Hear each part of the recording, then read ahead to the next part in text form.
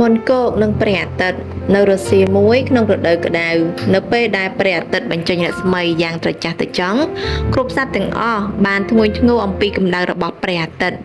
រឿងនេះបានលើទៅដល់ព្រះអាទិត្យធ្វើឲ្យមានការឈឺចាប់ជាខ្លាំងហើយក៏ឈប់បញ្ចេញកម្ដៅមកក្រៅមកផែនដីធ្វើឲ្យផែនដីត្រជាក់និងងងឹតសូន្យឈឹងភ្លាមនោះសត្វទាំងអស់បានបញ្ជូនបេសកជនរបស់ពួកគេគឺជាមាន់គកទៅសួរនាំ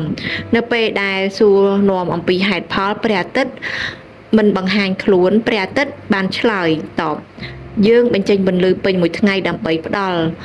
ឲ្យអ្នកនៅពន្លឺហើយអ្វីដែលអ្នកទាំងអស់គ្នាធ្វើមកលើយើងវិញនោះគឺជាការស្ដីបន្ទោសនៅកម្ដៅដែលយើងបានបញ្ចេញ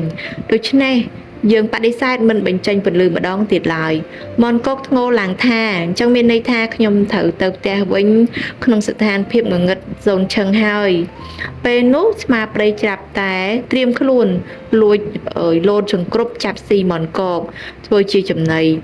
មនកកក៏បានរត់មនកកក៏បានហាវចេញទៅបន្ទាប់ពីមួយសន្ទុះក្រោយមកព្រះអាទិត្យក៏បានឮសំឡេងមនកកស្រែកមួយរំពេចនោះព្រះអាទិត្យក៏បានរះឡើងវិញហើយផែនដីទាំងមូលក៏មានពន្លឺសាជាថ្មីទោះជាយ៉ាងណាក៏ដោយក៏ព្រះអាទិត្យមិនអាចស្វែងរកមនកកឃើញឡើយមិនដឹងថានៅកន្លែងណាឡើយតាំងពីពេលនោះមក